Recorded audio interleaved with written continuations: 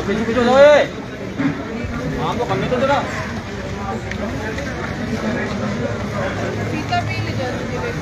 फीता ले लो। फीता कहाँ गए?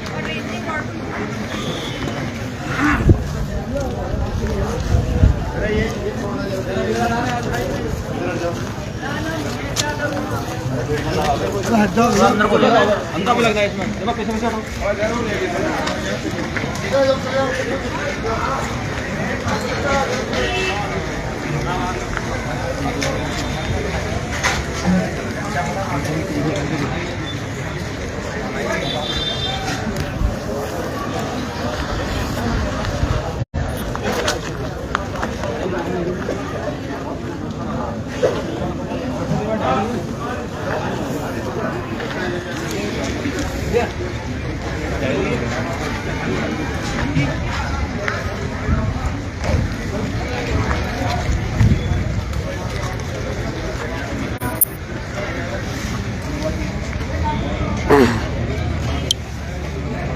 मैं सरताज आलम, खबर 7 से। हम लोग उत्तराखंड के हल्द्वानी का मौसम आज काफ़ी सर्द है और इस समय बारिश पड़ रही है। मैं आपको सीधी तस्वीर आपको बारिश की भी दिखा सकता हूँ। बारिश यहाँ पर पड़ रही है, लेकिन इसके बावजूद गर्माहट हल्द्वानी में अपनी जगह बदस्तूर जारी है। तब से जब से 20 दिसंबर 2022 से हल्द्वानी में एक बड़े हिस्से को लेकर रेलवे के पक्ष में ऑर्डर आता है और 5 जनवरी सन 2023 को सुप्रीम कोर्ट उस पर स्टे लगाती है। अब चूंकि सुप्रीम कोर्ट में राज्य सरकार को पार्टी बनाया है, तो राज्य सरकार पहली बार अपने फर्ज को अंजाम दे रही है, क्योंकि उसको अब सुप्रीम कोर्ट में तमाम दस्तावेज और तमाम जो सीमांकन वर्ग है वो सब रखना है। और यहाँ पर इस समय सीमांकन चल रहा है और मैं इस समय हल्द्वानी की नई बस्ती ठोकर पर मौजूद हूँ, जहाँ पर बड़े अधिकारी भी आज यहाँ पर मौजूद हैं। बड़ी तादाद में यहाँ पर पुलिस बल भी यहाँ पर मौजूद है, कई थानों की पुलिस भी यहाँ पर है और रेलवे, राजस्व, फॉरेस्ट सभी अधिकारी यहाँ पर मौजूद है, क्योंकि ये संयुक्त सीमांकन है और ये जानने की कोशिश है कि आखिर जगह किसकी कहाँ पर है। ये आप देखेंगे कुछ इस अंदाज में, ये देखने की कोशिश जो कर्मचारी हैं, अधिकारी हैं, वो कुछ इस तरह से सीमांकन यहाँ पर चल रहा है। और ये आप देखेंगे यहाँ से रेलवे लाइन ये दिखाई दे रही है। रेलवे लाइन यहाँ पर जो लोग खड़े हैं और जो एक पिलर लेकर बिल्कुल रेलवे लाइन के बराबर में ही खड़े हैं, वहां से उसको देखने की कोशिश हो रही है कि ये कितनी दूरी है। और ये फीता डल रहा है कुछ इस अंदाज में। अब ये फीता यहाँ से डाला जा रहा है और देखने की कोशिश है कि ताकि ये जाना जा सके, क्योंकि फॉरेस्ट की हदबंदी के बाद ही रेलवे की हदबंदी है। कल भी पूरे दिन काम चला और आज भी बारिश के कारण थोड़ा सा लेट काम शुरू हुआ, लेकिन अभी भी करीब 1 घंटा इस काम को चलते हुए हो गया है और इस समय तमाम लोग यहाँ पर मौजूद हैं। और परसों 28 जनवरी को जिलाधिकारी के यहाँ जो मीटिंग हुई थी, उसमें तमाम प्रशासन के लोग जो थे उनको तो उसके अंदर रखा ही गया था, लेकिन जो 20 लोग वहाँ पर मौजूद थे उनसे भी कहा गया था आप वहाँ पर रहिए। विशेषकर जो अब्दुल मलिक साहब हैं, अब्दुल मलिक साहब को विशेष तौर पर इनकी टीम में शामिल किया गया था।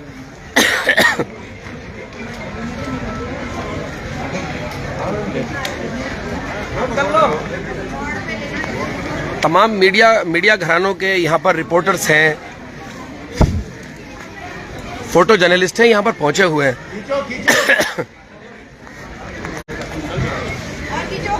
खींचो खींचो।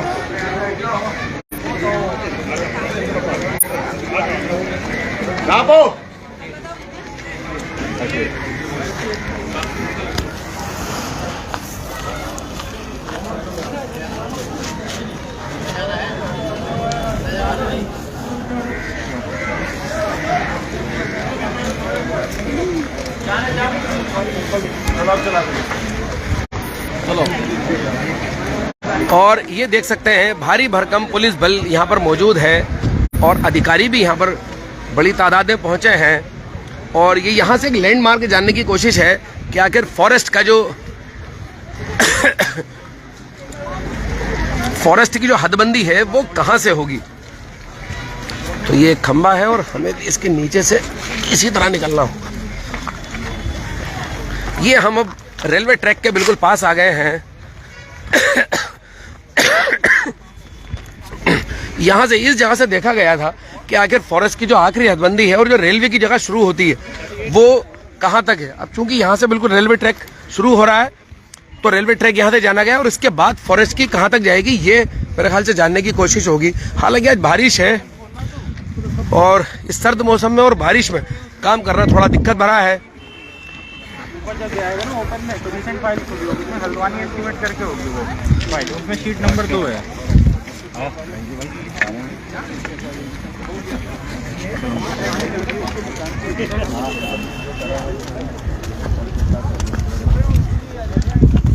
आज सिर्फ इतना ही काम हो रहा है क्योंकि सीमांकन वर्क के लिए फिर मौसम साथ नहीं दे रहा है, बारिश लगातार पड़ रही है। इलेक्ट्रॉनिक इक्विपमेंट भी यहाँ पर है मौजूद।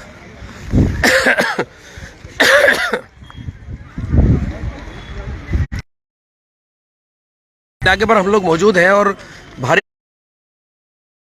पुलिस बल भी यहाँ पर है।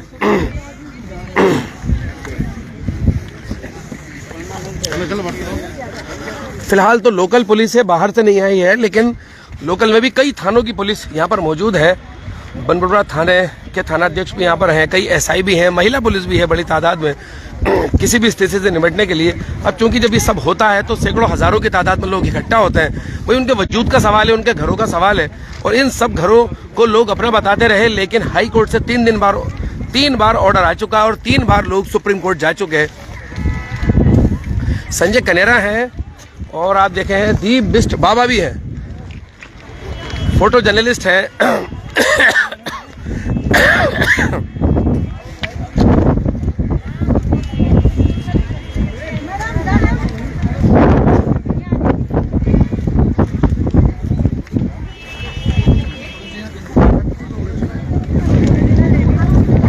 आप देखें यहाँ के बाद जो ये लैंड होगी, अब उसके बाद आज चूंकि काम यहाँ का ही लगभग आज का खत्म ही हो गया है, यहाँ के बाद तय होगा कि आखिर जमीन किसकी होगी। मेरे साथ यहाँ पर कई लोग हैं, मैं उनसे बात करूंगा। अब्दुल मलिक साहब से बात करनी है, कहाँ पर है? मैं भी यहीं आता हूँ, लेकिन मुझे मलिक भाई से बात करनी होगी। और आप देखें यहाँ से ये पूरी बस्ती, भरी पूरी बस्ती है, कई मंजिला इमारतें इसमें बनी हैं।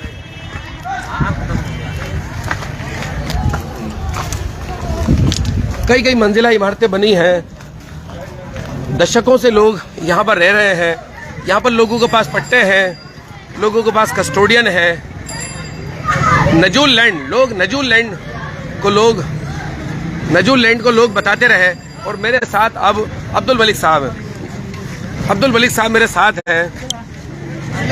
28 तारीख को जो जिलाधिकारी के ऑफिस में मीटिंग हुई थी, वहां पर उन सभी लोगों से साथ में रहने के लिए कहा गया था, लेकिन विशेष तौर पर जो वन विभाग, रेलवे वन विभाग नजूल था और उसके अलावा फॉरेस्ट है, तो इन सब लोगों की कमेटी बनी थी, उसमें मलिक साहब को भी रखा गया था। और विशेष तौर पर निगरानी के लिए कि कुछ भी अगर सीमांकन वर्ग में कुछ भी अगर गलत होता है तो उससे ऑब्जेक्शन कर सकते हैं, बता सकते हैं, गाइड कर सकते हैं। फिलहाल तो प्रशासन के पास अपनी स्टडी है, उसके मुताबिक चीज़ें हो रही हैं, लेकिन अब्दुल मलिक साहब साथ साथ चल रहे हैं जिससे कि जाना जा सके, देखा जा सके। मलिक साहब, खबर 7 के लाइव पर आपका बहुत स्वागत है। अस्सलाम वालेकुम। मलिक साहब, यहाँ पर आज भारी पुलिस बल है, अधिकारी भी मौजूद है, बारिश भी हो रही है, लेकिन सीमांकन वर्ग इस समय हम ठोकर पर मौजूद है, चल रहा है। अभी क्या चल रहा है? रेफरेंस पॉइंट चाहिए था, वो रेवेन्यू मैप का रेफरेंस पॉइंट होता, उन्होंने रेफरेंस पॉइंट ढूंढ लिया। अब रेफरेंस पॉइंट ढूंढने के बाद ये अब फॉरेस्ट की बाउंड्री निकालने जा रहे हैं जी। जो फॉरेस्ट की बाउंड्री निकालने जा रहे हैं वो हमारे रेलवे लाइन से कम से कम 500 फीट दूर पे है। अच्छा, 500 फीट दूर पे अभी निकलेगी मेरे अंदाज से। 500 पे निकले, 520 पे निकले, 480 पे निकले जी। इस रेलवे लाइन से और मेरे हिसाब से इस रेफरेंस पॉइंट से 620 फीट पे वो फॉरेस्ट वाली पुरानी रेलवे लाइन बह गई थी, वो निकलेगी। अच्छा, 620 फीट यहाँ से 620 फीट पे रेलवे लाइन जो पुरानी बहती थी वो 620 फीट पे है। तो यानी कि उतनी जगह रेलवे की आप भी मानते हैं? हाँ, वो जगह रेलवे की है, ये प्रशासन ने भी मान लिया और जी। मान लिया। ये जो हम नपाई करा रहे हैं 1913 के नक्शे के हिसाब से करा रहे हैं। अच्छा। 1913 में जो रेलवे जहाँ से चलती थी उसके हिसाब से कराना है। उसमें प्रशासन ने मान लिया 1913 में हमारी रेल वहां से चलती है। अच्छा, तो 1959 की बात कैसे आ रही है कि 1959 के मुताबिक ये नपाई हो रही है? 1961 में 13 के बाद 1961 का नक्शा ऐसा था, रेलवे ने टेम्परेरी रेलवे लाइन डाल दी थी। ओके, टेम्परेरी रेलवे लाइन डाल दी थी जिसे छोटी रेलवे लाइन कहते हैं। जी जी जी। और एक रेलवे लाइन डाली थी, क्या कहते हैं, जिसपे वो चल रही है जी। तो जिसपे चल रही है वो रेलवे लाइन पर रेलवे का अपना कब्जा है। ठीक है। और जो छोटी रेलवे लाइन थी वो नगर निगम के बीच में नगर निगम के पार्षदों ने और उनके चेयरमैन ने एक टाइम में उनको अलॉट कर दी थी। ठीक है। उसके पेपर उनको दे दिए गए थे जी। लेकिन अब जब हमने ऑब्जेक्शन करा उनका, जब ऑब्जेक्शन करा भाई रेलवे की असली जमीन वहाँ पे है, 30 एकड़ जमीन जो इनको अलॉट हुई थी, वो इन्होंने जब खोजी तो ये माथा पकड़ के बैठ गए। तो रेलवे ने भी मान लिया आज ही हमारी जगह ये है आज। तो जब रेलवे ने अपना मान लिया तो अब वहाँ से उस जगह से फॉरेस्ट की लाइन से 65 फीट जगह नपवा के हम दे देंगे और नाप देंगे भाई तुम्हारी 65 फीट जगह ये हो गई। अब बताइए तुम्हारे पास और कोई जमीन के कागज हो तो इनके वो भी नपवा देंगे। तो इस हिसाब से जिस हिसाब से रेलवे अपने कागज दिखा गई, हमारा 1 इंच भी जगह रेलवे की पब्लिक का घर कोई नहीं जाएगा, किसी की लैट्रिन बाथरूम भी नहीं टूटेगी। नहीं, अभी आप जो बात कर रहे हैं, घर लो किसी खेत नंबर से तो फॉरेस्ट से लिए तो फॉरेस्ट की बाउंड्री पे लेगा। जब इन्होंने फॉरेस्ट की बाउंड्री पे, तो फॉरेस्ट की बाउंड्री से 65 फीट पे है इनकी जगह। अच्छा, फॉरेस्ट की बाउंड्री से सिर्फ 65 फीट पर इनकी जगह है जो इंदिरा नगर से लेके काठ गोदाम तक 65 फीट जगह इन्होंने अलॉटमेंट करी है। और 500 फीट जो जगह 1200 मीटर के अंदर इन्होंने वो स्टेशन पर लिए। खाली वहाँ पे इन्होंने चौड़ाई वाली जगह नहीं तो वहाँ से गोला जाली से लेके काठ गोदाम तक इन्होंने 65 फीट की डिमांड करी थी। 65 फीट इनके पास है, 65 फीट से ज्यादा चौड़ाई में हमसे जगह नहीं ले सकते। तो अभी तो ये वर्क मुझे लगता है 2-3 दिन और चलेगा, क्योंकि आज ये बारिश के कारण ये इन्होंने समाप्त कर दिया। तो बारिश के कारण समाप्त हो गया, लेकिन आप जो काम है जो इनके दिमाग में, सब रेलवे वालों पे भी इनपे सबके दिमाग में आ गई। अब रेलवे की जगह हमें वहाँ मिल गई, हमें जो स्टेशन यार्ड वार्ड बनाना वहाँ हम बना लेंगे। और हम इसके लिए प्रशासन के बहुत शुक्रगुजार हैं। उन्होंने जो हमारा 1913 के नक्शे के हिसाब से नपवाने के लिए सहमति दे दी और फॉरेस्ट की जगह निकलवा दी। तो हमारे अब जगह जो वहाँ निकल गई तो अब हमें खुशी, पहला पिलर रखने से हमें खुशी हो गई थी। चिराग अली साहब बाबा के पास गए तो हम ये चिराग अली साहब बाबा वाली रेलवे स्टेशन से हमने 100 फीट अंदर पहुँचवा दिया इन्हें, वो भी नदी के अंदर चली गई। तो ये जो जगह यदि ये हम पे और भी गजट दिखा देते हैं तो इनके पास पेपर इतने पूरे नहीं हो पाएंगे जितने पे रेलवे अपनी बैठी है, इसके लिए उतना पर्याप्त नहीं है। और अब एक सबसे बड़ी बात तो ये है जो नई जो है फॉरेस्ट वाले जब हमें मिली है, इस पे अपने बड़े से बड़ा रेलवे स्टेशन भी बना सकते हैं। अच्छा, वो जगह तो इनको अब हम निकलवा के दे दी, ये अपना वहाँ पे अपना वर्क कर सकते हैं। कल से अब रेलवे अपना दीवार बना सकता है, वहाँ पे कुछ भी कर सकता है पैसे पे, वो हमें नाप के इनके हैंड ओवर कर देंगे रेलवे के। भाई ये रेलवे की जगह है, अब ये यहाँ पे अपना कर लो, जो आप इधर पब्लिक में भाग रहे थे उधर जाना बंद करवाओ। चलिए, बहुत बहुत शुक्रिया मेरे साथ बात करने के लिए। और इसके लिए सबसे बड़ी एक बात और मैं बताता हूँ, मैं इस बीच में इंद्रेश जी से मिला था। इंद्रेश कुमार जी RSS के बहुत बड़ा संघ के बहुत है। ये समझिए मोदी जी के बाद, मोदी जी का भागवत जी के बाद 3rd नंबर उन्हीं का लगता है। और उन्होंने मेरे साथ में इसमें रेलवे के काम के लिए दो सीनियर पार्लियामेंट कमेटी बनाती थी, समझो। उस कमेटी ने ये वर्क करा है, उन्होंने रेलवे वालों को भी हड़काया, भाई तुम गलत नहीं जाओगे, जो ये कर रहे हैं ये सब उन्होंने इंद्रेश जी ने सब करके दिया है। इसके लिए मैं इंद्रेश जी का भी बहुत बहुत शुक्रगुजार हूँ। वो उन्होंने एक दफे में जाके वो पूरे हिंदुस्तान के मुस्लिम मंच के मुसलमानों को पर कोई परेशानी आती तो वो उसको देखभाल करते हैं। तो उन्होंने इस चीज़ को देखते हुए 2 आदमियों की कमेटी बना के रेलवे वालों को हड़काया हो, जो भी करा वो अल्लाह जाने उन्होंने क्या करा, जिसकी वजह से रेलवे सीधी हो गई, प्रशासन सीधी हो गई, ये सब चीज़ उन्हीं के हिसाब से सब चलने लगा। अब रेलवे हमसे खिलाफ नहीं जाएगा कभी भी। चलिए, बहुत बहुत शुक्रिया मेरे साथ बात करने के लिए। तो ये अब्दुल मलिक साहब थे जिनसे हम बात कर रहे थे। इस तरह से भीड़ भाड़ ये देख सकते हैं, सब तरफ भीड़ भाड़ है। और अभी हमने आपको दिखाई कि प्रशासन की बड़ी फौज, बड़ी तादाद में प्रशासन यहाँ पर था। मेरे साथ यहाँ पर कुछ लोग हैं, मैं उनसे बात करूंगा। मेरे साथ यहाँ पर पार्षद लई कुरैशी भी है। तस्लीम यहाँ मैं यहाँ पर अब पार्षद लई कुरैशी है, मैं उनसे भी बात करूंगा।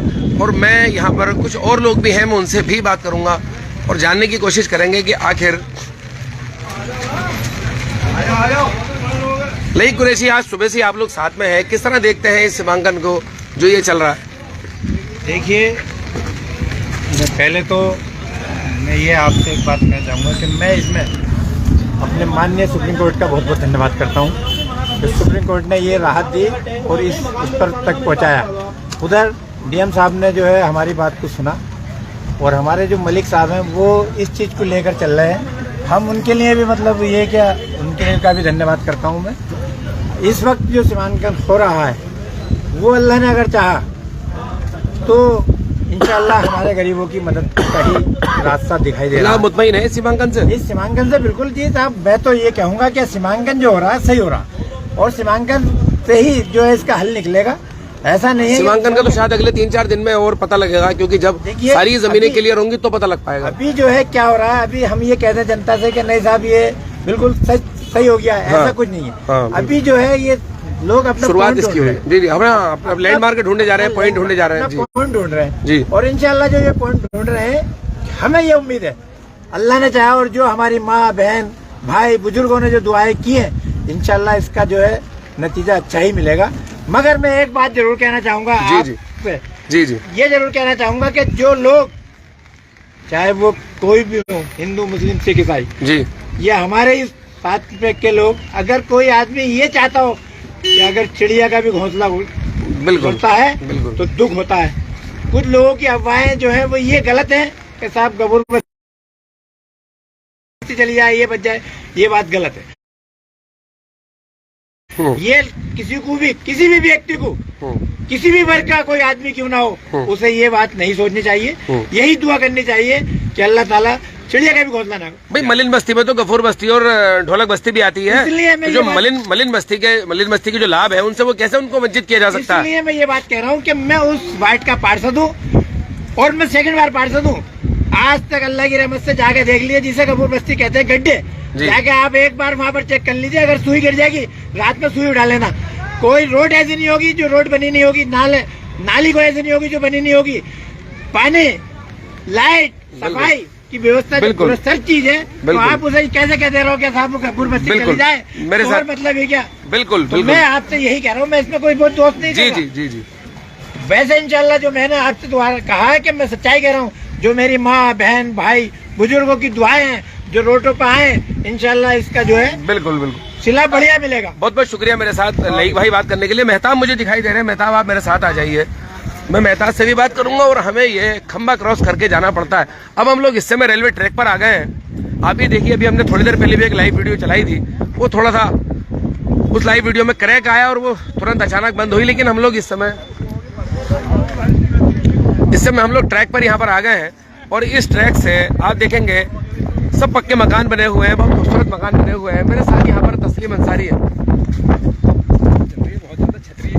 जी चलिए, तस्लीम अंसारी, इस समय हम लोग रेलवे ट्रैक पर हैं और यहाँ से जानने की कोशिश हुई सीमांकन कार्य में कि फॉरेस्ट का पिलर कहाँ पर है, रेलवे की जगह कहाँ तक है। ये आज सुबह से चल रहा था, हालांकि आज बारिश वगैरह काफ़ी हो रही है, उस वजह से आज ये टला भी है। किस तरह देखते हैं इस सीमांकन वर्ग को? बारिश होने की वजह से तो पहले लेट शुरू हुआ काम। हाँ। प्रशासन के लोगों को यहाँ पहुँचने में दिक्कत हुई। अब उनको नक्शे बाहर निकालने हैं, सब पेपर वगैरह हैं, ऐसी चीज़ों को बरसात में नुकसान होने का खतरा रहता है। ये बात हम लोग समझ रहे थे कि शायद आज बारिश की वजह से सीमांकन का काम ना हो सके, लेकिन बीच में बारिश रुकी, प्रशासन के लोगों ने आकर के काफ़ी मेहनत करी, लेकिन अभी काम को रोकना पड़ गया। लेकिन मैं ये कह रहा हूँ, जो सीमांकन वर्ग चल रहा है उसको किस तरह देखते हैं? क्योंकि सीमांकन वर्ग जितना भी चल रहा है वो प्रशासन अपने नक्शे और 1959 के मुताबिक जो उनकी खतौनियाँ हैं उसके मुताबिक ही काम कर रहा है ना। अभी देखिए, ये कॉन्फिडेंशियल चीज़ें हैं, मैं नहीं कह सकता अभी कि किस डॉक्यूमेंट के हिसाब से काम हो रहा है। हाँ, वो कॉन्फिडेंशियल है। ऐसा नहीं है कि उन्होंने हमें कोई कॉपी दी है, कोई नक्शा उपलब्ध। अच्छा, कॉपी वगैरह भी आपको नहीं दी है? वो खुद अपने मुताबिक ही काम कर रहे हैं। उन्होंने सिर्फ ये बताया है कि हम जो राजस्व के नक्शे के हिसाब से जो हल्द्वानी खास है, या जो हम कहें हल्द्वानी खास का जो नक्शा है, उसके हिसाब से फॉरेस्ट की बाउंड्री कहाँ से शुरू होती है, ओके, हल्द्वानी खास की बाउंड्री कहाँ जाके खत्म होती है, हम अभी उसको तलाश रहे हैं। अच्छा, उसको ढूंढने की कोशिश है। बाद लैंड की वो पैमाइश करेंगे, तब चीजें क्लियर होंगी। तो अभी सेटिस्फाई होना या सेटिस्फाई नहीं होना, ये सब कहना जल्दबाजी होगी। किस डॉक्यूमेंट से हो रहा है वो सब कॉन्फिडेंशियल चीजें हैं, सरकारी दस्तावेज हैं जी, वो मेरे हाथ में तो है नहीं, इसलिए मैं नहीं कह सकता हूँ कि किस दस्तावेज के आधार पर ये पैमाइश का काम हो रहा है। नहीं, जो 20 लोगों की मीटिंग थी उसमें तो बात डीएम ने भी यही कही थी कि हमने अपना होमवर्क पूरा कर लिया है, आप अपने दावे और अपनी बातें रख सकते हैं। दावे जो रखे गए थे वो सारे वही हैं जो कोर्ट में रखे गए। नया तो यहाँ नहीं, मैं ये कह रहा हूँ, यहाँ इन 20 लोगों में तो कोई दस्तावेज नहीं दिया है जिसके मुताबिक ये चीजें हो रही हो। देखिए, आप लोग तो सिर्फ निगरानी ही कर रहे हो।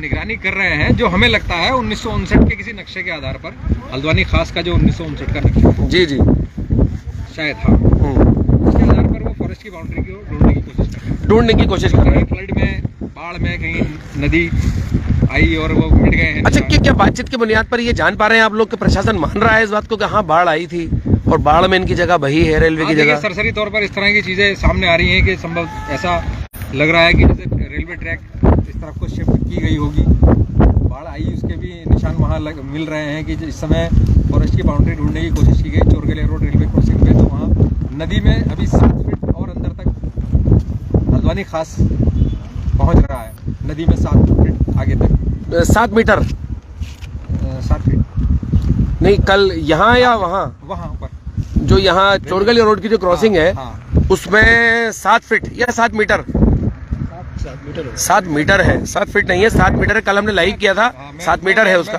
ठीक है, 7 मीटर। तो इसका मतलब कल ही जो पहली बार जो प्रथम दृष्टता चीजें हुई, उसी के अंदर गोला नदी के अंदर रेलवे की जमीन 7 मीटर आई है। 7 मीटर नदी में उतरना पड़ेगा। आज अमर उजाला की हेडलाइन भी है ये, आज अमर उजाला की खबर की हेडलाइन भी है कि गोला नदी में रेलवे की 7 मीटर जमीन। मैं थोड़ा जी जी जी जी मैं अब आता हूँ तस्लीम अगली बात पर। लोगों को जो यहाँ पर दावे हैं, वो दावे क्या हैं जो यहाँ के रहने वाले लोगों के दावे हैं? 1 मिनट में चाहूंगा। अभी हमने एक मकान दिखाया प्रशासनिक अधिकारियों को जी, सामने वो मकान है जिसके भवन कर की रसीद को एक नजूल का अभिलेख मानते हुए रेलवे की कोर्ट ने एक मुकदमा डिसाइड कर दिया कि ये मकान रेलवे की भूमि पर नहीं है। कौन सा है, मुझे यहाँ से दिखा सकते हैं? सामने है ये जो एक ऊंची बिल्डिंग दिख रही है, ग्रीन। कौन सी? ग्रीन। ये देखिए, ये जो ग्रीन बिल्डिंग आपको दिखाई दे रही है, जरा बताएंगे आप मुझे उंगली से? ग्रीन वाला ये देखिए, ये मैं आपको कैमरे पर ही अच्छा आ पा रहा है। ये जो ग्रीन वाली जो बिल्डिंग है, इस बिल्डिंग की बात यहाँ पर हो रही है जी। अब इसकी बताए बात। ये हमने उनको बताया कि ये वो मकान है। हमने वहाँ जिलाधिकारी महोदय के ऑफिस में मीटिंग में भी उनको ये हमने बताया था जी कि कभी तो रेलवे एक हाउस टैक्स की रसीद से उसको एक अभिलेख मानते हुए और उसको नजूल का अभिलेख मानते हुए रेलवे की जमीन पे कह देता है, तो क्या वो इंजस्टिस था जो रेलवे ने किया? रेलवे विभाग ने बड़ा कंफ्यूजन जो रेलवे ने किया तस्लीम, रेलवे विभाग ने जितना कंफ्यूजन क्रिएट किया है, मेरे ख्याल से हल्द्वानी के सरजमीन पर इतिहास में इतना कंफ्यूजन किसी विभाग ने क्रिएट नहीं किया होगा, ऐसा लगता है इन सब बातों को सुनकर। एक बहुत बड़े, एक वृहद रूप तौर पर बड़ी कार्रवाई नाप तोल की इस तरह की जब तक नहीं होगी। अच्छा, वो पेड़ कहाँ पर था तस्लीम? वो पेड़ कहाँ पर था जिसका? तो है इसी जगह पर ये पेड़ था। कभी मकान है जिसमें वो पेड़ था जी, सूख गया था, हाँ, सड़ गया था, हाँ, मकान उसको काट दिया था उन्होंने, रहा होगा, उन्होंने उसको गिरा दिया होगा। हाँ, पेड़ काटने को लेकर मुकदमा चला रेलवे अदालत में, काफी टाइम चला रेलवे अदालत में मुकदमा चला ना? मुकदमा चला था वो। आप लोग यहीं कहीं हैं? जरा आप आइए आगे जरा। तो ये हम तस्लीम अंसारी से बात कर रहे थे, जो कि डीएम के ऑफिस में हल्द्वानी विधायक सुमित हृदयेश की ओर से प्रतिनिधि के तौर पर आप वहाँ पर मौजूद थे तस्लीम, और वहाँ पर विधायक की ओर से वहाँ पर बात रख रहे थे। क्या नाम है आपका? जी, मेहताब जी। अच्छा मेहताब, ये क्या बताएंगे इसके बारे में जो पेड़ की बात आ रही है? हाँ, ये पेड़ की बात जो आ रही है, तो यहाँ पे आए थे, पुलिस वाले ले गए थे पकड़ के। उस समय कितने साल हो गए? ये काफी टाइम हो गया, लगभग 25 साल से भी ऊपर होगा। 25 साल पहले? 25-30 साल पहले। मैं आपको समझा देता हूँ, ये बात शायद ना समझ आ पा रही हो। 25 साल पहले इस ग्रीन जो घर है अभी, यहाँ पर एक पेड़ था, पेड़ सूख गया होगा, उसको काट दिया। काटने के बाद रेलवे वालों ने वहाँ पर मुकदमा कर दिया। मुकदमा रेलवे इज्जत नगर बरेली में मुकदमा चला। इन्होंने अपने हाउस टैक्स की रसीदें दिखाई, तमाम दस्तावेज और अपनी बातें और दलीलें वकील के माध्यम से रखी। उधर रेलवे के भी अपने वकील, अपनी दलील, अपने जज वहाँ पर बैठे थे। उसके बाद इस ग्रीन जो मकान है इसको उन्होंने नजूल का माना, रेलवे का नहीं माना, और उन्होंने बाकायदा बात किया कि जो रेलवे के पेड़ होते हैं उन पर एक नंबर होता है, उस पर कोई नंबर नहीं था। इस तरह के दस्तावेज, इस तरह की बातें उसके अंदर थी। तो ये जो अभी घर है, ये मैं आपको बता रहा हूँ, ये बड़ी रोड पर ये घर है, जहाँ से यदि मैं आपको दिखा रहा हूँ, देखिए बड़ी रोड पर घर है। और इस पूरी ही, खाली इस घर को ही नहीं, इस पूरी जमीन को रेलवे हाई कोर्ट में अपना बताता है और हाई कोर्ट में उसको मान भी लिया जाता है। ये अलग मामला है, तथ्यों की बुनियाद पर फैसला होता है। जी, आप अपनी बात जारी रखेंगे। जी, तो ये 25 साल पहले मामला हुआ था। और पहले ही वो अच्छा, एक आइडिया से बता रहा हूँ, एक लगभग अंदाजे थे। तो यहाँ काफी पुलिस का आना जाना सब लगा रहा। हाँ, उसके बाद ये डिसाइड हुआ, मुकदमा चला। डिसाइड हुआ, रेलवे वालों ने माना है कि ये जमीन हमारी नहीं है। ये तो खैर वो बताएंगे जो मुकदमा दायर होगा। आप लोग मोहल्ले पड़ोस वाले हैं, आप लोगों का अंदाजा था कि एक पेड़ को लेके मुकदमा। जी जी रेलवे ने वो लकड़ी तक वापस करी। जी, जो पेड़ था जो जब्त किया गया था, वो लकड़ी भी मकान मालिक को वापस देने का उस आदेश में लिखा हुआ है, आदेश पढ़ा है मैंने। और 1984 के आसपास की वो घटना। हम लोगों ने भी उसको एक बार दिखाया था। जब हेलंग संगठन के लोग आए थे तब भी हमने वो मुकर्रर 1984 के आसपास की घटना डिसाइड होने में काफी साल लग गए थे। तो करिए, बहुत सारी चीजें अभी छुपी हुई हैं। मेहताब मेरे साथ है। मेहताब सामाजिक कार्यकर्ता हैं और यहाँ पर एक इलेक्ट्रॉनिक के जो वस्तुएं होती हैं उनका एक बहुत बढ़िया उनकी दुकान है छोटी रोड पर। उनका मकान भी इस जद में है, मेरे साथ वो यहाँ पर है, लेकिन सामाजिक कार्यकर्ता भी हैं। तो मैं यहाँ पर बात करूँगा। मेहताब, कैसे देखते हैं इस पूरी कार्रवाई को? 20 दिसंबर 2022 के बाद जिस तरह के हालात बने, 5 जनवरी को हालात थोड़ा ठीक हुए क्योंकि स्टे हुआ, लेकिन अभी ये सीमांकन कार्य चल रहा है। क्या भरोसा है आप लोगों को? क्या ये सीमांकन कार्य से राहत लगेगी? क्या प्रशासन, सरकार आपकी बात करेगी कोर्ट के अंदर, या पहले की तरह होगा? ये जानना चाहता हूँ। देखिए, काफ़ी लोग काफ़ी दिनों से परेशान थे जी। ये आपका रेलवे का जब से ऑर्डर आया था रेलवे की तरफ से, तो काफ़ी लोग दुखी हुए क्योंकि एक टाइम से लोग अपना हाउस टैक्स वगैरह जमा करते थे। बिल्कुल बिल्कुल बिल्कुल। लोगों के पास 40-40 साल पुराने हाउस टैक्स हैं, रसीदें हैं, हाउस टैक्स जमा करते आए हैं। और अब अपनी जगह आदमी को जो होती है, कहते हैं रेलवे की मेरी जगह है जी, तो आदमी को कल को जी, दूसरी जगह भी अगर आदमी कोई भी अगर कहीं घेरता है जगह या अपना कहीं पर होता है तो उसका मालिक एकदम आ जाता है। ठीक है, हाँ, अगर कोई नाजायज जगह घेरी जाएगी तो उसका मालिक आ जाएगा। बिल्कुल, जनता हो, चाहे रेलवे विभाग हो, चाहे फॉरेस्ट हो, चाहे नगर निगम हो या राजस्व विभाग की, जी जी। किसी की जगह पे कोई कब्जा करेगा तो अपना बनाने नहीं देगा। लेकिन रेलवे तो कभी नहीं आया ना। पिछले 100 सालों से लोग यहाँ पर पट्टे वाले भी लोग हैं, फ्री होल्ड वाले भी लोग हैं, यहाँ पर सरकारी इमारतें बनी हैं, सरकारों ने यहाँ पर काम किया। उत्तर प्रदेश सरकार ने, सपा सरकार ने, बसपा सरकार ने, कांग्रेस सरकार ने, उत्तराखंड की भाजपा सरकार ने। जी, तो ये जगह जो है नगर निगम की है, तो उसका टैक्स अभी जो सीमांकन चल रहा है इसको किस तरह देखते हैं? क्या भरोसा है इस सीमांकन पर? इससे काफ़ी भरोसा है, हमें राहत मिलेगी इंशाल्लाह। कोई भी किसी का एक ईंट भी नहीं मिलेगी यहाँ पर। काफ़ी भरोसा हमें सुप्रीम कोर्ट से। सुप्रीम कोर्ट से भरोसा है। चलिए, बहुत बहुत शुक्रिया मेरे साथ यहाँ पर बात करने के लिए।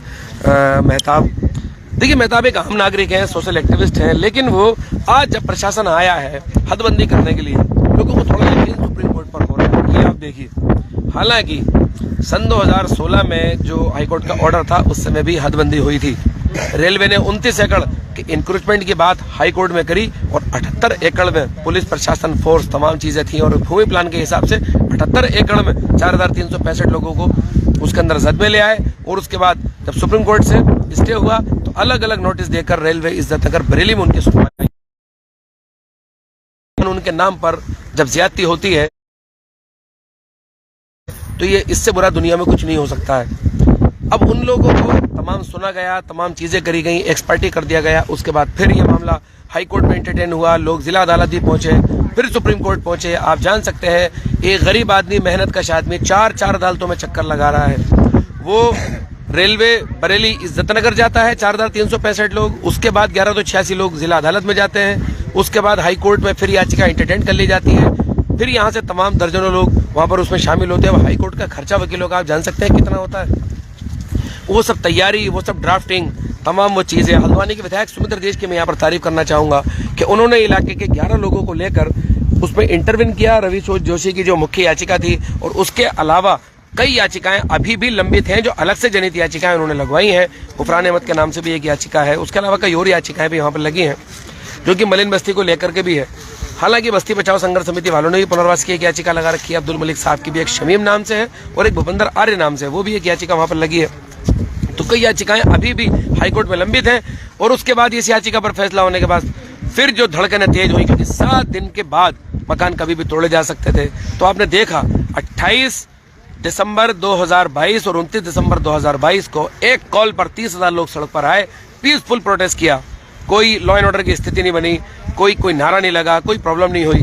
उसके बाद ये सारी तस्वीरें देश दुनिया तक पहुंची हैं। किसी खबर 7 लाइव के जरिए से तमाम लोगों तक हमारी बातें पहुंची हैं। हमने कोशिश की, हमारा फर्ज है ये सब पहुंचाना। हम नहीं करेंगे इस काम को तो कौन करेगा। मेरे साथ यहाँ पर तस्लीम अंसारी एक बार फिर है। तस्लीम अंसारी।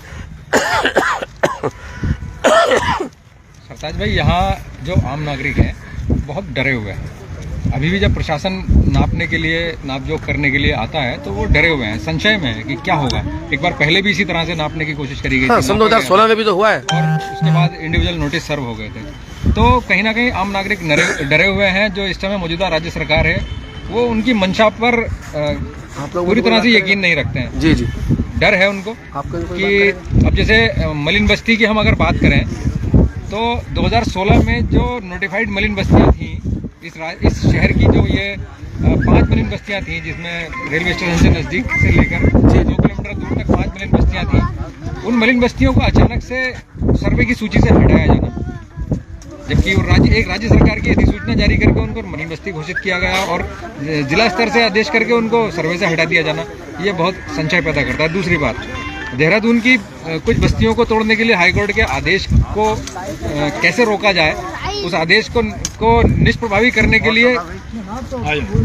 सरकार बाकायदा अध्यादेश लाती है। और जैसे ही यहाँ की बस्तियों को तोड़ने के लिए आदेश होता है हाईकोर्ट से, सेम है कि रेल भूमि से जुड़े मामलों में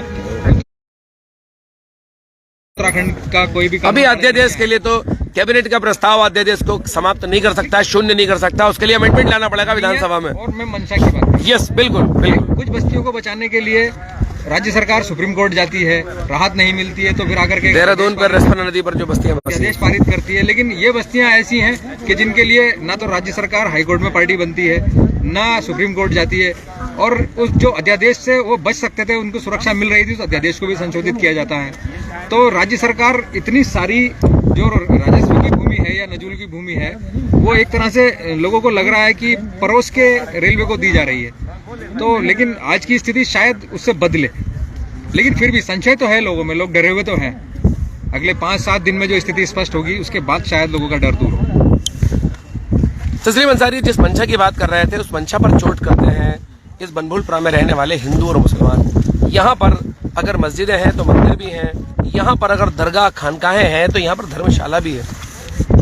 और इस पूरे मामले को आपको मैं बता दूं, इस पूरे मामले को हाईकोर्ट के अंदर लड़ रहे हैं तो हिंदू मुसलमान दोनों मिलकर लड़ रहे हैं। भूपेंद्र आर्य नाम से भी एक याचिका है, अगर 5 याचिकाएं यहाँ के रहने वाले लोगों की है तो सुप्रीम कोर्ट में भी एक याचिका भूपेंद्र आर्य नाम से। तो ये तमाचा है उन सब लोगों पर जो दूर बैठकर सोशल मीडिया में कमेंट कर अपनी बात कह देते हैं और एक सांप्रदायिक मूवमेंट पूरे मामले को दिया जाता है। जबकि यहाँ के जो रहने वाले लोग हैं वो नागरिक बनकर अपनी लड़ाई लड़ रहे हैं, वो नागरिक बनकर अपना हक चाहते हैं, सिर्फ मुसलमान होकर नहीं, सिर्फ हिंदू होकर नहीं, सिर्फ सिख होकर नहीं, या सिर्फ ईसाई होकर नहीं। तो ये लड़ाई जमीनों को बचाने की लड़ाई है। हल्द्वानी ही नहीं, पूरे भारत के अंदर आप देखिए जमीनों को बचाने की लड़ाई सब जगहों पर चल रही है। और रेलवे का मामला जहां पर आता है तो रेलवे के मामले पर लोगों का एक संशय ये हो जाता है कि दूर बैठकर जो लोग इसको चाइना से जोड़ने की बात करते हैं, कहाँ थे वो कहाँ थे? इस पूरे ऑर्डर के से पहले चाइना नहीं था क्या, या इंडिया नहीं था? आज चाइना से जोड़ने की बात उसके अंदर की जाती है कि ये सामरिक दृष्टि से। जबकि अगर हम बात करें तो जो चंपावत का वाला मामला है, चंपावत टनकपुर रेलवे स्टेशन है, वो बिल्कुल चाइना से बिल्कुल वो करीब है, और दूसरा जो नेपाल बॉर्डर है उसके बिल्कुल करीब है। लेकिन चाइना बॉर्डर से जोड़ने की बात इससे कर दी जाती है सिर्फ इसलिए कि रेलवे अपनी जमीन या तो ले ले, और अगर रेलवे की जमीन नहीं है तो उसको अधिग्रहण करके लिया जाए। हास्यास्पद है सब कुछ। सब कुछ हंसने जैसा है। अधिग्रहण करने को यहाँ के लोगों ने कभी भी इस बात को लेकर आशंका नहीं जताई। सारे देश के अंदर विकास के लिए अधिग्रहण किया जाता है, यहाँ भी अधिग्रहण हो सकता है, लेकिन उसके लिए मुआवजा है, उसके लिए कई गुना मार्केट वैल्यू से उनकी जो कीमत है मकानों की वो दी जाती है। लोग यहाँ के लिए तैयार हैं, उसके लिए कभी एक भी आज तक हमें बाइट में ये नहीं मिला, एक भी हमें बाइट आज तक ऐसे नहीं मिली जो कि कम से कम पढ़े लिखे आदमी ने भी ये बात कह दी हो कि हम अपनी जमीन देने को तैयार नहीं है। लेकिन अधिग्रहण कानून बना हुआ है, और उसके बाद सन 2017 या 13 में उत्तराखंड सरकार का भी अपना अधिग्रहण का एक कानून बना हुआ है, तो अधिग्रहण के हिसाब से बातचीत हो। लेकिन यहाँ पर अधिग्रहण के हिसाब से बातचीत नहीं होती है, यहाँ पर कोर्ट के ऑर्डर लाया जाता है और उसके बाद बातचीत होती है। कोर्ट के ऑर्डर के मामले में तो कोई बोल भी नहीं पाता है। दोस्तों, कौन बोल पाएगा? हाई कोर्ट का ऑर्डर जब होगा, या सुप्रीम कोर्ट का जब ऑर्डर होगा, या जिला अदालत का कोई ऑर्डर होगा, तो कौन बोल पाएगा? तो ये एक बड़ा मसला है। बाकी रेलवे की जमीनों को जिस तरह अंबानी अडानी को दे दिया गया है, लोग इस बात की भी यहाँ पर जिक्र करते हैं। हम गली मोहल्लों में रहते हैं, गली मोहल्लों में जिस तरह के जिक्र होते हैं कि जिस तरह रेलवे जमीन को अधिग्रहण करने की बात कभी भी नहीं करती है, सिर्फ एक भूमि प्लान के जरिए से अर्जन करने की बात होती है। तो इसकी क्या गारंटी है जिसको विकास कहा जा रहा है, क्या यहाँ पर अंबानी अडानी का बहुत बड़ा गोदाम भी बन जाए? इस तरह की आशंकाएं हैं जो लोगों की हैं। जी जी। ऑल वेदर रोड बनी है टनकपुर से पिथौरागढ़। अच्छा, ऑल वेदर रोड। जी जी। 4 लेन पहाड़ में। जी। ठीक। टनकपुर रेलवे स्टेशन वहां से सबसे नजदीक है पिथौरागढ़ से, जहां से चाइना बॉर्डर को नजदीक बताया जाता है। और इतना हास्यास्पद है ये कहना कि हल्द्वानी रेलवे स्टेशन का डेवलप ना होना चीन के मामले में हमें नुकसान न दे जाएगी। तो वो जो ऑल वेदर रोड बनी है टनकपुर से लेकर चंपावत होते हुए पिथौरागढ़, वो क्या मजाक था? या ये मजाक है जो हो रहा है हल्द्वानी को चाइना से जोड़ के देखा जा रहा है, चाइना बॉर्डर से? ये मजाक है। नहीं, चाइना वहां से जोशीमठ से चाइना 40-50 किलोमीटर की दूरी पर है। वहां के लोगों को तो सरकार ढंग से मुआवजा नहीं दे पा रही है, और वहां के लोग बिलबिला रहे हैं, रो रहे हैं, धरना लगा रखा है, प्रदर्शन लगा रखा है। मुश्किल 1 लाख रुपए भी दिए हैं, और 50,000 रुपए उनको इधर से उधर, तकरीबन 1.5 लाख रुपए की बात आ रही है। तो जब जोशीमठ के जो कमजोर गरीब लोग हैं, जो यहाँ के नागरिक हैं, उत्तराखंड के निवासी हैं, इस देश के सम्मानित नागरिक हैं, अब उनके लिए नहीं हो पा रहा है, जो बिल्कुल चाइना के बिल्कुल पास में 40 से 45 किलोमीटर की दूरी पर ही है जोशीमठ से। तो यहाँ हल्द्वानी तो चाइना से कम 300-350 की दूरी पर होगा, 350 किलोमीटर की दूरी पर होगा। मेरे साथ कुछ बुजुर्ग यहाँ पर है, मैं उनसे बात करता हूँ। क्या नाम है सर आपका? शराफत खान साहब, क्या कहना है आपका? अरे सर, यहाँ छोटे भाई जो अंसारी जी कह रहे हैं, जी जी, आप कभी कह रहे हैं तो सही कह रहे हैं, जो भी कह रहे हैं। आप कब से रहते हैं सर यहाँ पर? मैं करीब 46 साल हो गए। अच्छा, 46 साल हो गए। जी जी, थोड़े बड़े सभी मुझे मतलब जानते हैं। अच्छा, सीमांकन वर्ग चल रहा है, आज हम लोग देख रहे थे, अभी थोड़ी देर पहले ही समाप्त हुआ, उसको कैसे देखते हैं सीमांकन वर्ग को? सर मैं अभी बिल्कुल अभी आ ही रहा हूँ। अभी आए ही हैं आप? चलिए, तो हम लोग आप ये देखेंगे, आप भीड़ यहाँ पर लगी है, और अभी अब से 10 मिनट पहले तक यहाँ पर सैकड़ों हजारों की तादाद में भीड़ थी, क्योंकि सीमांकन वर्ग खत्म हुआ है। लेकिन हमारी जो लाइव खबरें हैं वो लोगों ने देखी हैं, हजारों लाखों की तादाद में देखी गई है। अभी हम लोग लाइव करते हैं, लोग सुनने देखने चले आते हैं। किसी को कोई बात रखनी है तो कोई बात रख सकता है, किसी को कोई बात रखनी है तो वो बात रख सकता है। कोई बात रखनी है किसी को? जी, बात करेंगे आप? जी तस्लीम, क्या दिखा रहे हैं आप? अच्छा, ये भी एक निशान लगाया उन्होंने, ये यहाँ से इस जगह से देखिए, जहाँ पेड़ खड़ा है वहां से ये, अच्छा वहाँ, हाँ बस्ती की तरफ राजस्व की खतौनी में कोई लैंडमार्क है, हाँ, वहाँ से अब यहाँ फॉरेस्ट की जमीन को नापते हुए जाना है। जरा थोड़ा सा साइड करेंगे। सामने फॉरेस्ट का, अच्छा, सामने फॉरेस्ट का एरिया है, वो यहाँ से वहाँ तक पहुँचेंगे। वो यहाँ तक आ गए थे, इसमें बारिश आ गई। अच्छा, तो ये आज ये रेलवे की नहीं नापा है, बल्कि वो फॉरेस्ट की जमीन ही नापना चाहते हैं। इस नाप तोल का रेलवे से कोई मतलब नहीं है।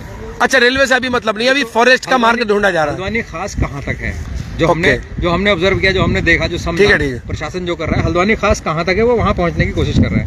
रेलवे ट्रैक भी हल्द्वानी खास में आता है, तो उसके बाद शायद उसका मैनेजमेंट निकाल लेंगे। चलिए, बहुत बहुत शुक्रिया मेरे साथ बात करने के लिए। तो साथियों, आज ये सीमांकन वर्ग चल रहा था, अभी दूसरी लाइव कर रहे हैं। पहली लाइव टेक्निकल वजहों से तुरंत बंद हो गई थी, उसके बाद हमने दूसरी लाइव की। अभी थोड़ी देर पहले तक ही सीमांकन वर्ग चला है, लेकिन क्योंकि मौसम सर्द है, बारिश बार बार पड़ जा रही है, और ठंडा भी काफ़ी है। अधिकारी आज पूरी फॉर्म में थे, आए थे। हालांकि देर से सीमांकन वर्ग शुरू हुआ, लेकिन लगभग 1 ही घंटा सीमांकन वर्ग हुआ होगा, उसके बाद फिर बारिश गई। अब देखते हैं कल यहाँ पर फिर सीमांकन वर्ग होगा। यहाँ के जो लोग हैं वो मोटा मोटी तौर पर इस सीमांकन वर्ग से मुतमईन नजर आ रहे हैं, लेकिन प्रशासनिक अधिकारी हमें कल बता रहे थे कि अभी 2 से 3 दिन के अंदर पता लग पाएगा कि कहाँ से ज़मीन किसकी है। तो शायद ज़्यादा बारीकी से शायद तब बता पाएंगे। तो साथियों फिलहाल लोगों की धड़कनें तेज हैं। 7 फरवरी धीरे धीरे हर दिन आगे बढ़ रहा है। सुप्रीम कोर्ट में इसमें तारीख लगी है। राज्य सरकार और रेलवे दोनों को अपने अपने दस्तावेज वहां पेश करने हैं। जो पिटिशनर है उसके बाद उनकी कॉपी मिलेगी और उसके बाद फिर उसका काउंटर करेंगे। ये बात सब देखने वाली होगी। लेकिन ये जो सीमांकन वर्ग चल रहा है, सीमांकन वर्ग जो चल रहा है, अगर जो लोगों के दावे हैं, अगर उस मुताबिक ये सीमांकन वर्ग होता है तो मुझे लगता है ये सीमांकन जो वर्ग है ये एक तरह से बहुत अच्छा दिन लोगों के लिए लेकर आएगा। लेकिन जो लोगों के दावे हैं, अगर बस्ती के अंदर रेलवे की जगह जिस तरह बताई जाती है तो फिर एक नेक्स्ट संघर्ष फिर सुप्रीम कोर्ट में शुरू होगा। क्योंकि जो अब्दुल मलिक साहब के पास 1913 के नक्शे हैं, एडवोकेट जावेद अख्तर भी 1913 के नक्शों की बात करते हैं, तो उनमें रेलवे की जो लैंड है, ये जो ट्रैक है, ये सिर्फ 65 फीट, याद देखें, फॉरेस्ट की लैंड से सिर्फ 65 फीट ये जमीन है और रेलवे ट्रैक से 9 मीटर और 12 मीटर, यानी कि ये 12 मीटर और 9 मीटर ही रेलवे की जमीन है जो दिखाई पड़ रहा है, जो पुराने नक्शों के मुताबिक। अब रेलवे के पास 1959 खास के नक्शे हैं, उससे भी काफी चीजें तय होंगी, उसको भी देखना होगा। पूरी जो रेलवे लाइन मुड़ रही है ना, ये मैं आपको बता दूं, ये आगे जाके रेलवे लाइन इस तरह मुड़ जाती है, ये उस तरह ये मुड़ करके फिर ये आगे ऐसे जाती है। ये मुड़ना, गोला नदी में बाढ़ आती थी, ये उस कारण मुड़ी है। और ये जो पुराने जो लोग यहाँ के बताते हैं, ये रेलवे ट्रैक से, ये रेलवे ट्रैक वहां कहीं हुआ करता था दूर, आप ये देखिए जहां रेलवे ट्रैक हुआ करता था, उसके बाद ये रेलवे ट्रैक इधर आया है, बिल्कुल अपने आखिरी स्थान पर। ऐसा यहाँ के लोग बताते रहे हैं, हमारा अपना कुछ नहीं है। जो लोग बताते हैं वो हम आपको ये पूरी तस्वीर रख रहे हैं। तो साथियों, आपको हमारी ये लाइव कैसे लगी बताना ना भूलें। सीमांकन वर्क हो रहा है, अगर हम यहाँ पर कल हुए तो हम आपको कल जरूर यहाँ से आपको दिखाएंगे। सुप्रीम कोर्ट में भी अलग एक तैयारी चल रही है, ये तो जिला प्रशासन का वर्ग है। सुप्रीम कोर्ट में कई याचिकाएं लगी हैं। हल्द्वानी विधायक है सुमित देश, उनकी ओर से भी कई वकील वहां पर खड़े हैं। सिद्धार्थ लूथरा जो कि एडिशनल सॉलिसिटर जनरल है, वो भी वहां पर खड़े हैं, तैयारी कर रहे हैं। सलमान खुर्शीद साहब जो कि सीनियर एडवोकेट है, वो भी वहां पर खड़े हैं। उनका नाज है एडवोकेट संजय तिवारी जो कि हाई कोर्ट में इस पूरे मामले को साल भर से देख रहे थे, वो भी वहां पर खड़े हैं। आज यहाँ पर काफी लोग यहाँ पर सुबह से थे। समाजवादी पार्टी के शुएब अहमद भी यहाँ पर थे, कई पार्षद भी यहाँ पर थे, शकील अंसारी, तौफीक थे पार्षद प्रतिनिधि, उसके अलावा यहाँ पर पार्षद नहीं कुरैशी भी थे, शकील सलमानी भी थे। समाजवादी पार्टी के प्रदेश प्रमुख महासचिव हैं शुएब अहमद, वो कल से और आज पूरी लगातार इस पूरी ऑब्जर्वेशन में इसमें लगे रहे, पूरी निगरानी में कराना चाहते हैं सब कुछ, ताकि यहाँ के जो लोगों के अधिकार है, हक है, वो कहीं छिन ना जाए, कहीं गायब ना हो जाए।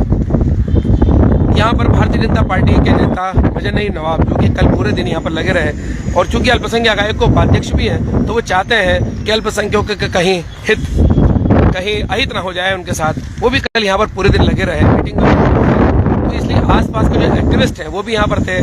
शरावत खान साहब जो कि सुमित देश की ओर से जो कोशिश की जा रही है, उस याचिका में 11 इंटरव्यू की ओर से पिटिशनर हैं, वो भी यहाँ पर थे। 6 पिटिशनर हैं, वो भी इस पूरे मामलों को देख रेख लगातार कर रहे हैं। शमीम बानो को भी मैं देख रहा था, वो भी थी, इफ्तिकार साहब भी थे, कई लोग।